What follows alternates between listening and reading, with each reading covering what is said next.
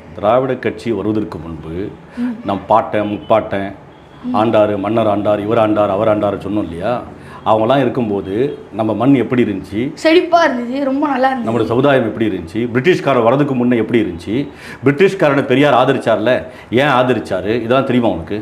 அவங்க நிறைய மாற்றங்கள் ஏற்படுத்தி கொண்டு வந்தாங்க. சதின்னு சொல்லிட்டு இருக்காங்க, பெண்ணடிமை எல்லாத்துலேயும் அவங்க நம்ம பாட்டம் முப்பாட்டம் முன்னர்கள்லாம் வாழ்ந்தாங்கல்ல, மன்னர்கள் எல்லாம் அவங்களாம் இருக்கும்போது செழிப்பா இல்லையா? இல்லைங்க செய்யல. ஏற்கனவே செழிப்பா இருந்துச்சு, அவரையும் மாற்றங்கள் கொண்டு வந்தாங்க. ஐயா அப்படி இல்லை, இங்கே புதிய தொழில்நுட்பங்கிறது இல்லாமல் இருந்தது. அவங்க நாட்டில் இருக்கக்கூடிய தொழில்நுட்பங்கள் வர்த்தக ரீதியாக கொண்டு வந்தாங்க, மற்றபடி ஒன்றும் கிழிக்கல அவங்க இல்லையா. சுதந்திரம் அடைஞ்சு இருக்கிறோம், பிரிட்டிஷ்காரன் ஆதரிச்சார். இங்கே இருக்கக்கூடிய பல பேர் வந்துட்டு பெரியார் எதிர்த்தாங்க. சீமானனும் பெரியார் எதிர்க்கிறாரு.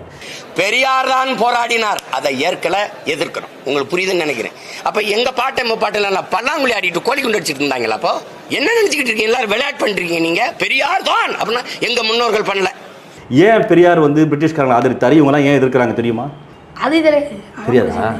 ஐயோ ஐயோ, தெரிஞ்சுதான் நீ பேசியிருக்க மாட்டேன் திராவிடத்தை பற்றி. இல்லை, நம்ம சில விஷயங்கள் தெரியாமலே பண்ணிடுறோம்ல. தெரிஞ்சுக்கிட்டா நல்லா இருக்கும். இந்தியாவை ஆண்ட மாமன்னர்கள் சக்கரவர்த்திகளும் ஆண்ட பேண்ட எல்லாருமே நம்ம முன்னோர்கள் ராஜாதி ராஜராஜ சோழன்லாம் வாழ்ந்தாங்களே, நம்முடைய முன்னோர்கள் மாமன்னர்கள்லாம் வாழ்ந்தாங்களே, நம்ம முப்பாட்டன்லாம் வாழ்ந்தாங்களே, அவங்க தான் கீழ்ச்சாருன்னு சொன்னீங்க இல்லையா? நான் சொல்கிறேன், பிரிட்டிஷ்காரன் வந்த பிறகு 1973 வர்ண முறைப்படி சூத்திரர் அடிமை என்பதை ஒழித்து சட்டத்தின் முன் அனைவரும் சமம் என்று கொண்டு வந்தார் பிரிட்டிஷ்காரர். இப்போ நம்ம பாட்டை முப்பாட்டை இருந்தாலும் அவன் எவனுமே எதுவுமே கிழிக்கல. எது பண்ணா மனுதர்மப்படி ஆட்சி செஞ்சான், பார்ப்பனர்களுக்கு முக்கியத்துவம் கொடுத்தான். அதனால தான் பெரியார் ஆதரிச்சார்.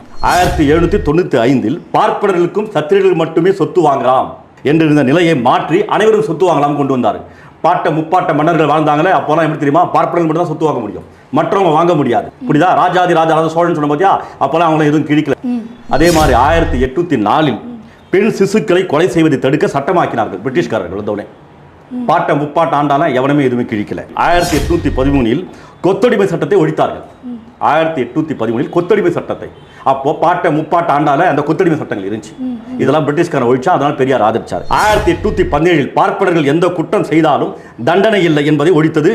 அவனுக்கு தண்டையும் வாங்கி தந்தது பிரிட்டிஷ்காரங்க. பாட்டை முப்பாட்ட ஆண்டால அவனா இதெல்லாம் கிழிக்கல, அதெல்லாம் வேடிக்கை பார்த்தான். 1819 சூத்திர பெண் திருமணமானவுடன் 7 நாட்கள் கோவிலில், அதாவது கோயில்களில் பள்ளியறைகள் அங்க பார்ப்பனர்களுடன் இருக்க வேண்டும், புரியுதா, அப்படின்னு கொண்டு வந்தான். அதை ஒழித்தான் பிரிட்டிஷ்காரன். 1828 குழந்தைகளுக்கு திருமண சட்டம் கொண்டு வந்தான் பிரிட்டிஷ்காரன். பாட்டை முப்பாட்ட ஆண்டாலும் அவெல்லாம் அதை கிழிக்கல. 1829 விதவை உடன்கட்டை ஏறுவதை தடை சட்டம் கொண்டு வந்தது பிரிட்டிஷ்காரன். பாட்டை முப்பாட்ட ஆண்டாலும் அவெல்லாம் இதெல்லாம் கிழிக்கல, அதெல்லாம் வேடிக்கை பார்த்தான். 1835 பார்ப்பனர்களுக்கும் சத்திரியர்கள் மட்டுமே கல்வி என்ற நிலையை மாற்றி சூத்திரர்களும் கல்வி பயில வேண்டும் என்ற சட்டத்தை கொண்டு வந்தது பிரிட்டிஷ்காரன். பாட்டை முப்பாட்ட வாழ்ந்தாலும் அவெல்லாம் இதெல்லாம் கிழிக்கல, புரியுதா? சூத்திரர் முதல் ஆண் பிள்ளையை கங்கையில் போட்டு கங்காதனம் செய்வதை தடை சட்டம் கொண்டு வந்தது பிரிட்டிஷ்காரன். பாட்டை முப்பாட்ட மன்னன்ல அவெல்லாம் இதை கிழிக்கல. அப்புறம் சூத்திரர் நாற்காலியில் உட்கார அனுமதிக்கும் சட்டம் கொண்டு வந்தனர்.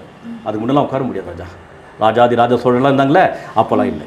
எவ்வளோ அடிமைத்தனம் பார்த்தியா? அதுக்கப்புறம் 1868 இந்து மனு தர்ம சட்டத்திற்கு முழுமையான தடை கொண்டு வந்தனர். யார் என்றால் 1868 அதாவது இந்து மனு தர்ம சட்டத்திற்கு முழுமையான தடை கொண்டு வந்தது பிரிட்டிஷ்காரர். பாட்டை முப்பாட்ட ஆண்டாலும் எவனுமே எதுவுமே கிழிக்கல.